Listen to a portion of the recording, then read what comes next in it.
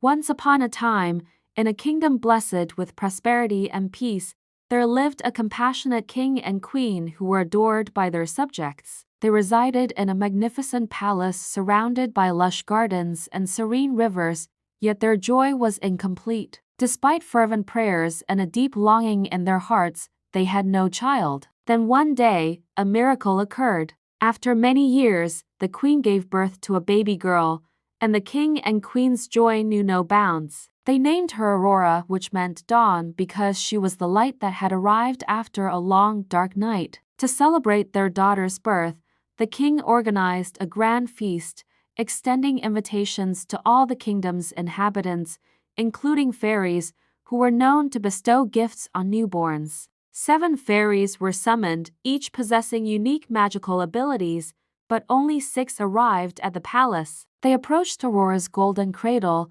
and each fairy bestowed upon her wondrous gifts. The first fairy gifted her with beauty as radiant as a rose. The second fairy enchanted her with a voice as enchanting as a nightingale's song. The third fairy bestowed upon her graceful movements like the gentlest breeze. The fourth fairy gifted her with the talent to dance with elegance and charm. The fifth fairy blessed her with sharp intelligence and wisdom beyond her years. And the sixth fairy, who specialized in blessings of the heart, endowed her with a kind and compassionate nature. As the seventh fairy prepared to give her gift, a sudden chill swept through the hall, accompanied by a sinister laugh. The fairies turned, their faces pale with alarm as a dark figure emerged from the shadows. It was an evil fairy named Maleficent who resided in a remote, forbidding castle on top of a nearby mountain. Enraged by her exclusion from the celebration, Maleficent approached Aurora's cradle and with a venomous voice uttered a curse. On her 16th birthday, the princess will prick her finger on a spinning wheel spindle and die. The entire court gasped in horror as the queen screamed out in anguish. The seventh fairy, however, stepped forward. Although she couldn't undo the curse, she could mitigate its severity. Aurora will not die, she declared, but instead will fall into a deep slumber to be awakened only by true love's kiss.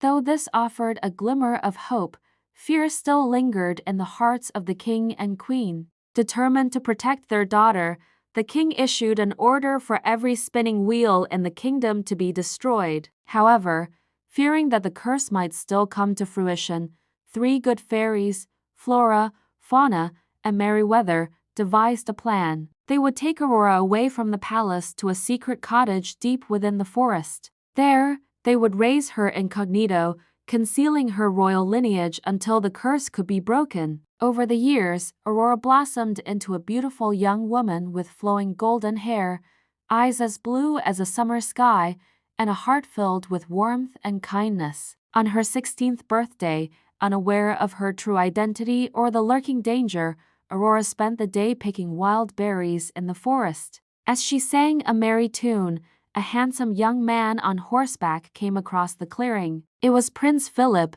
the son of a neighboring kingdom's ruler. Captivated by Aurora's sweet voice and innocent beauty, the two quickly fell in love. They pledged to meet again at the cottage that evening, unaware that destiny had brought them together. Meanwhile, Maleficent, who had been searching for Aurora using dark magic, sensed the presence of the princess. Accompanied by her raven familiar, she discovered Aurora's hiding place and concocted a plan. Using her powers, Maleficent created a hypnotic spinning wheel. Later that evening, when Aurora returned to the cottage, drawn by the wheel's enchanting glow, she ascended a secret staircase hidden within the cottage, oblivious to the danger. Despite the fairy's desperate warnings, Aurora touched the spindle, and in an instant, the curse took hold. She collapsed into a deep sleep.